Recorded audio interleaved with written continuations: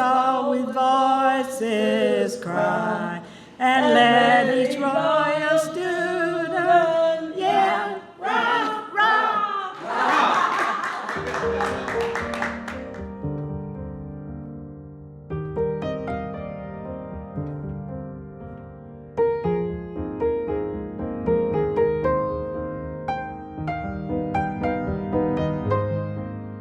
Good afternoon, History Keepers. Good afternoon. Wow, isn't this awesome?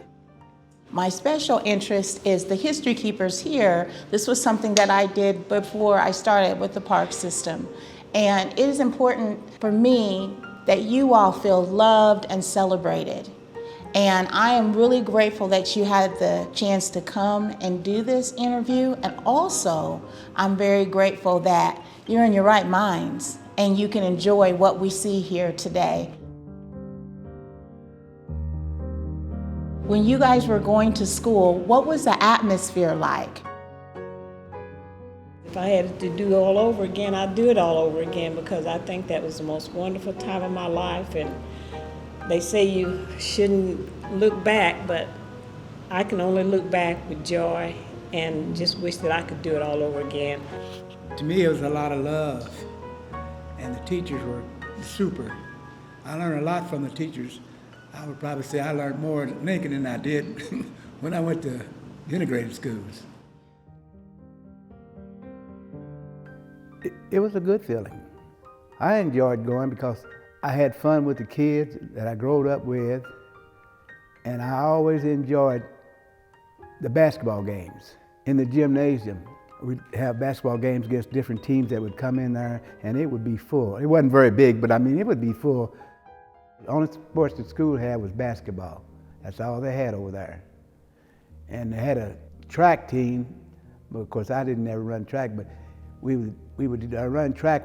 They'd let us go over to Central High School and practice once in a while, and then they let Lincoln run against Central in the track, but Lincoln beat them, so they wouldn't let us come over no more.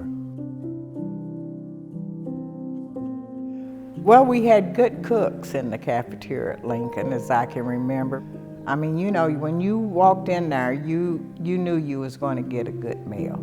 It wasn't like it is now with the kids. We didn't get to choose. We ate what they fixed, and it was good.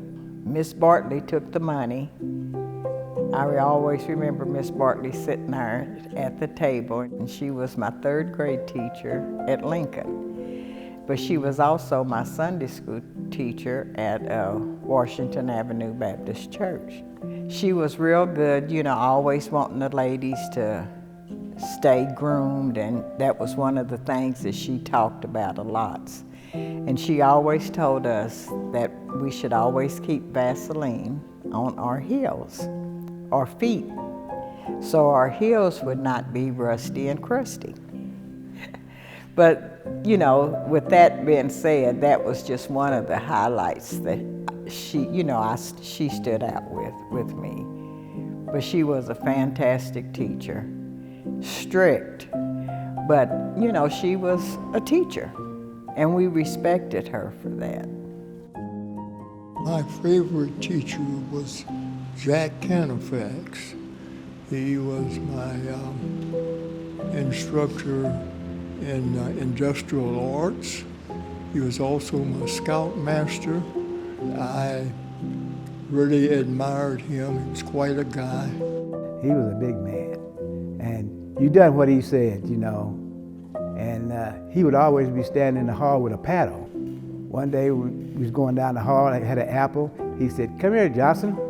And I went over, he said, "Let me take the poison off of that apple." So he kept my apple, he ate my apple and kept it.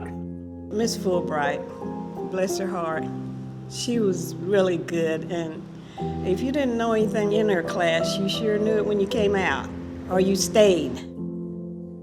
One time we locked her out of the room, and when we did let her in, she wanted to know who locked the door, and nobody would tell, so she whipped the whole class. Oh, my. And I loved Miss Fulbright, and I think most of the pupils there did. Of course, everybody was scared of Miss Fulbright, even the principal. He would send for Miss Fulbright, and we'd say, "Miss Fulbright, Mr. Collins wants to see you in his office." She said, "You tell Mr. Collins to come to me." And that's what they did. There was no such thing as child abuse back then. Not in, They laid on make the boys lay down across the desk, and she would just beat the dust out of their pants, but nobody ever cried. Back then, even the kids that lived south, everybody went to Lincoln as far as the blacks were concerned. But then when they integrated, the kids over there went to a different junior high, you know, and the kids in the north went to a junior high. So we just kind of split up. we could either finish that year at Lincoln or the next school year, or we could integrate. And so my family, we chose to integrate. It was scary. It was uncomfortable. I mean, you know, 'cause I didn't want to be there no more than they wanted me there. But in due time, you know, I made friends, and the teachers were always very nice. But as far as name calling or anything like that, I didn't experience that.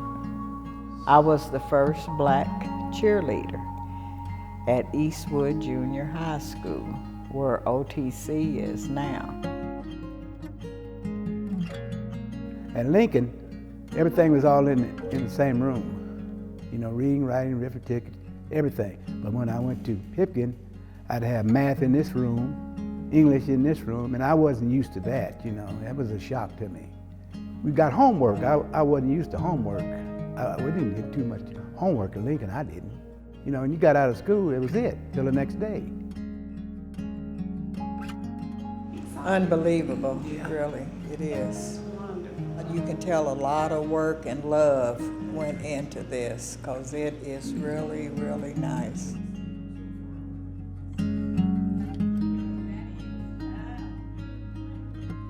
It's just wonderful that you all poured all your heart and soul into this, and we can see it. I thought history was going to be lost, but you saved it. Thank you so much.